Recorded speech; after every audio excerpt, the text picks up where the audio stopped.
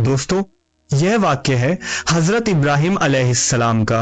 हजरत इब्राहिम अलैहिस्सलाम की उम्र उस वक्त 86 साल हो चुकी थी, लेकिन वह अब तक औलाद की नेमत से महरूम थे। एक दिन उन्होंने तन्हाई में आंखों में उम्मीद और दिल में यकीन का दीप जलाकर अल्लाह के आगे झुककर अर्ज की, ए मेरे प्यारे रब, मुझे एक नेक और सालेह बेटा अता फरमा।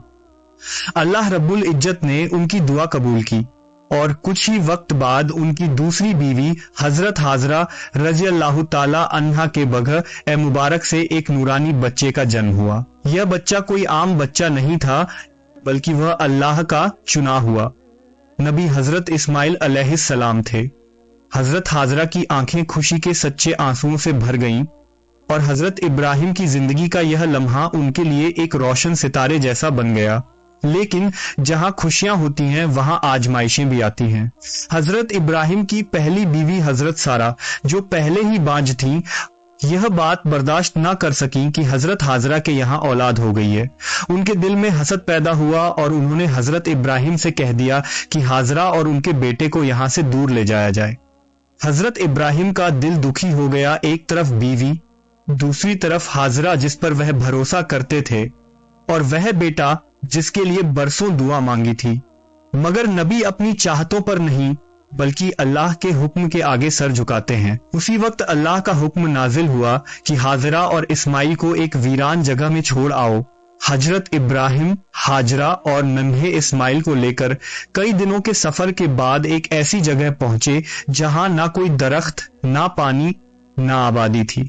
यही वह मुकाम था जहां आज काबा मौजूद है और जिसे उस वक्त मक्का कहा जाता था। उन्होंने हाजरा को खजूरों का एक छोटा सा थैला और पानी का मशकीजा देकर अल्लाह के हुक्म से वापस जाने लगे। हाजरा हैरान रह गईं और पीछे से आवाज देकर पूछा, ए इब्राहिम, क्या आप हमें इस वीरान जगह में अकेला छोड़कर जा रहे हैं? हजरत इब्राहिम ने जवाब दिया कि यह अल्लाह का हुक्म है।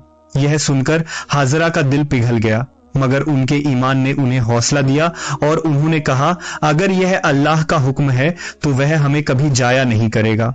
जब हजरत इब्राहिम नजर से ओझल हो गए तो एक ऊंची जगह पर खड़े होकर हाथ उठाए और दुआ की, ए मेरे रब, मैंने अपनी बीवी और बेटे को एक बेजान वादी में तेरी पनाह में छोड़ दिया है। उन्हें रिज़्क दे, उन्हें पनाह दे और लोगों के दिल उनकी तरफ माइल कर दे। इसी बीच कुछ दिनों बाद हाजरा के पास का सारा खाना और पानी खत्म हो गया। नन्हे इस्माइल भूख और प्यास से तड़पने लगे। माँ की ममता तड़प उठी और उन्होंने पानी की तलाश शुरू कर दी। पहाड़ी पर चढ़ी, लेकिन कोई नजर ना आया। फिर मरवा की तरफ दौड़ी।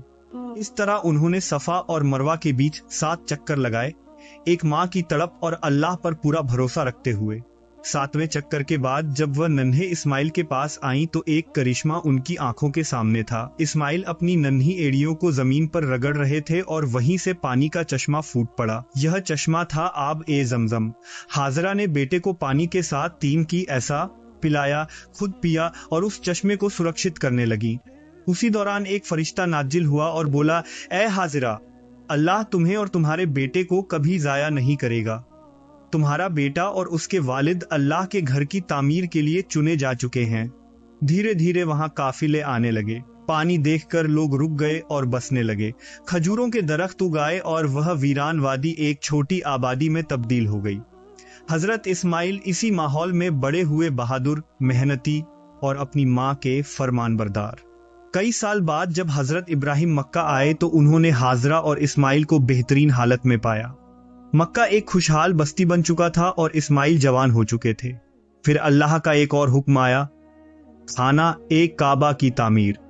हजरत इब्राहिम और हजरत इस्माइल ने मिलकर उसी मुकद्दस जगह पर काबा की दीवारें उठाईं जहां कभी हजरत आदम के जमाने में बैतुल्लाह था। दोनों लगातार दुआ करते रहे, ए हमारे रब, हमारी यह सेवा कबूल फरमा। जब काबा बनकर तैयार हो गया तो अल्लाह ने हजरत इब्राहिम को हुक्म दिया कि लोगों को हज के लिए बुलाओ। हजरत इब्राहिम ने पहाड़ पर चढ़कर ऐलान किया, ए लोगों, अपने रब के घर की जियारत को आओ।